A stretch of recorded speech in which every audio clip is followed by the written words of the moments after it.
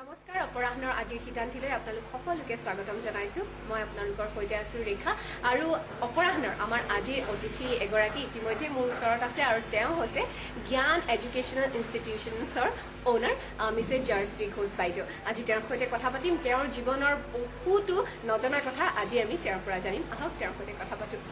বাইদেউ আপোনাক আমাৰ অনুষ্ঠানটিত স্বাগতম জনাইছো থেংক ইউ ওকে আৰু বাইদেউ আপোনাৰ জীৱনৰ বহুতো কথা আছে জানিবলগীয়া আপোনাৰ এচিভমেণ্টছৰ বিষয়ে আছে আপোনাৰ ঢেৰ জীৱনৰ প্ৰত্যেকটো দিশ আজি আমি জানিম কিন্তু প্ৰথমতে আপোনাৰ পৰা জানিবলৈ বিচাৰিছোঁ আপোনাৰ শৈশৱৰ জীৱনটো কেনেকুৱা আছিলে আপোনাৰ জন্ম কেতিয়া হৈছিলে কেনেকুৱা আছিলে সেই শৈশৱৰ সময়ছোৱা সেই বিষয়ে অকণমান কওক মোৰ জন্মটো গুৱাহাটীতে হৈছিলে মোৰ তেতিয়া দেউতা ইয়াতে কাম কৰিছিলে তাৰপিছত মোৰ জন্মৰ এমাহ পিছতে দেউতাৰ ট্ৰান্সফাৰ হৈ গৈছিলে মেঘালয় শ্বিলঙত পষ্টিং আছিলে তেতিয়া এমাহ পিছতে আমি শ্বিলঙতে গ'লোঁ তাতেই শ্বিলঙতেই ডাঙৰ হ'লোঁ তাৰ স্কুলতেই তাতেই পঢ়িলোঁ কলেজ লাইফটো তাতেই হ'ল বিয়ালৈকে তাতেই কটালোঁ স্কুল লাইফটো আপোনাৰ কেনেকুৱা আছিলে খুব ভাল আছিল চাইল্ডহুডটোৰ লগতে স্কুল লাইফটো থাকে নহয় জানো সেই সময়খিনি একেবাৰে সৰু হৈ থকা যায় আৰু বিভিন্ন স্মৃতি তাৰ লগত জড়িত হৈ থাকে তেনেকুৱা ধৰণৰ অকণমান কিবা কথা আমাৰ সৈতে শ্বেয়াৰ কৰিব স্কুল লাইফতে খুব স্কুল লাইফটো চবতকৈ বেছি এনজয় কৰিছোঁ কলেজ লাইফো এনজয় কৰিছোঁ স্কুল লাইফো এনজয় কৰিছোঁ কিন্তু পঢ়া লিখাৰ বাহিৰেও মই খেল তাৰপিছত নাটক কৰা এইবিলাকতে টোটেলি এংগেজ আছিলোঁ গোটেই দিনটো তাতেই এংগেজ থাকিলোঁ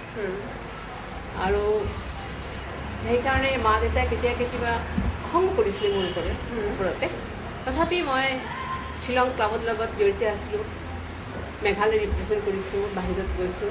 আগতে আপোনাক কৈছোঁ যে আমি ফাৰ্ষ্ট মোৰ বাহিৰত গৈ খেলাটো প্ৰথমেই আছিলে মোৰ অল আছাম অলিম্পিক তেতিয়া মেঘালয় ছেপাৰেট হোৱা নাই তেতিয়া একেলগতে আছিলে সেইকাৰণে অলিম্পিকটো অসমতে হৈছিলে গুৱাহাটীতে হৈছিলে ইয়াতে আহিছোঁ তাৰপিছত খেলিলোঁ প্ৰাইজো পালোঁ তাৰপিছত আৰু এনেই এজ এ টুৰ্ণামেণ্ট বাহিৰত গৈছোঁ খেলৰ কাৰণে আৰু এভৰি ইয়াৰ ড্ৰামা কৰাটো একটা মানে পাৰ্ট অফ মাই লাইফ হৈ গৈছিলে কেতিয়াৰ পৰা আৰম্ভ কৰিছিলে অভিনয় কৰাটো কি হৈছিলে মই যেতিয়া ভেৰি ইণ্টাৰেষ্টিং মই যেতিয়া ক্লাছ থ্ৰীত আছিলোঁ 3 या 4 তেতিয়া মোৰ দেউতাৰ ফ্ৰেণ্ড সিহঁতৰ একটা সংঘ আছিলে চিৰসবুজ সংঘ বুলি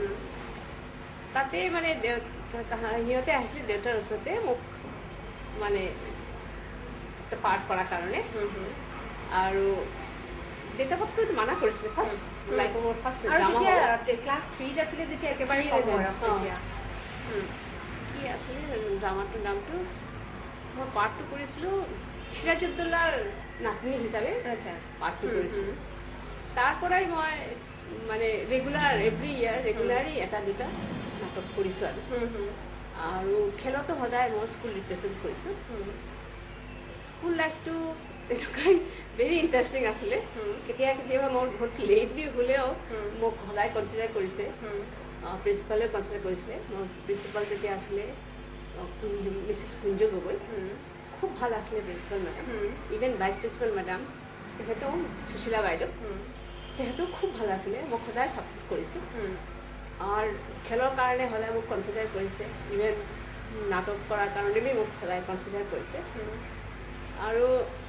লিখা পঢ়াটো ছাইড বাই ছাইড কৰিছোঁ কিন্তু তেনেকুৱা যে খুব ভাল ষ্টুডেণ্ট তেনেকুৱা নাছিলোঁ মই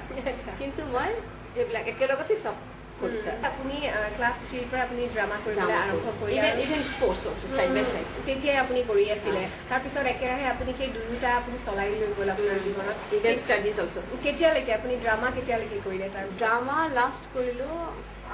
আফটাৰ মেৰিজ অৰুণাচল যোৱাৰ পিছতেও একটা না দুটা ড্ৰামা কৰিছোঁ আৰু ডান্স মোৰ ভেৰি ইণ্টাৰেষ্টিং মোৰ যে মণিপুৰী মানে টিচাৰ আছিলে ডান্সৰ টিচাৰ তেখেতে মই দেখিলোঁ পিছতে যে অৰুণাচল গভৰ্ণমেণ্ট আণ্ডাৰে কাম কৰি আছে তাৰপিছত যে লগ পালোঁ then he was also' very happy I was also' very happy তাৰপিছত আমি দুইজনে মিলি ষ্টুডেণ্টছ আৰু টিচাৰে এটা ডান্স পাৰফৰ্ম কৰিছিলোঁ মণিপুৰী ডান্স সেইটোৱেই লাষ্ট আফটাৰ মেৰেজ তাৰপিছততো ল'ৰা আহিলে তাৰপিছত আৰু এইবিলাক চব বন্ধ হৈ গ'ল তাৰপিছততো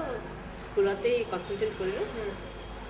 প্ৰথম গভৰ্ণমেণ্ট টিচাৰ আছিলোঁ, তাৰপৰা প্ৰাইভেট আমাৰ নিজৰ স্কুলবিলাক হ'লে। বাইদেউ আপুনি ডান্স কৰে, তাৰপিছত আপুনি অভিনয় কৰে আৰু লগতে আপুনি গীতো গায়, গতিকে সুবিধা যিহেতু পাইছোঁ এটি বঢ়িয়া গীত আপোনাৰ পৰা শুনিবলৈ বিচাৰিছোঁ। আমি চিনি গো চিনি তোমারে ও গো বিদেশিনী,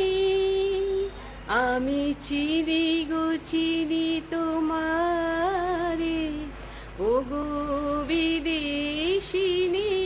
চিনি তোমারে ও গো বিদেশিনী, তুমি থাকো সিন্ধু পারে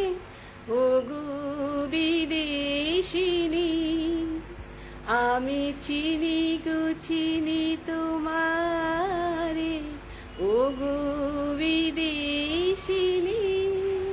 অতি সুন্দৰ, খুব ভাল লাগিলে বাইদেউ, আৰু সঁচাকৈ আপুনি খুব ধুনীয়া গীত গায়। জয়শ্ৰী ঘোষ শৈক্ষিক জগতৰ এক অন্যতম নাম। সুদীৰ্ঘ 25 বছৰ সময় তেওঁ পাৰ কৰিছে শিক্ষকতা কৰি। সৰ্বপল্লী ৰাধাকৃষ্ণনৰ আদৰ্শ বুকুত লৈ কণ কণ ল'ৰা ছোৱালীবোৰৰ মাজত জ্ঞান বিলাই দি আৰু তেওঁলোকক একোজন যোগ্য আৰু দায়িত্বশীল ব্যক্তি হিচাপে গঢ়ি তোলাত পণবন্দী হৈ আছে এইগৰাকী মহিলা। শিক্ষকতাত জীৱনজোৰা সাধনা আৰু সমৰ্পণৰ কাৰণে তেওঁ ডুবাই, বেংকক আৰু ছিংগাপুৰৰ পৰা পুৰস্কৃতও হৈছে। 5 ছেপ্টেম্বৰ 2012 দিনটো তেওঁৰ কাৰণে আছিল জীৱনৰ আটাইতকৈ ডাঙৰ দিন, কিয়নো সেইদিনাই তেওঁ লাভ কৰিছিল মেণ্টৰ্ছ এৱাৰ্ড 2012।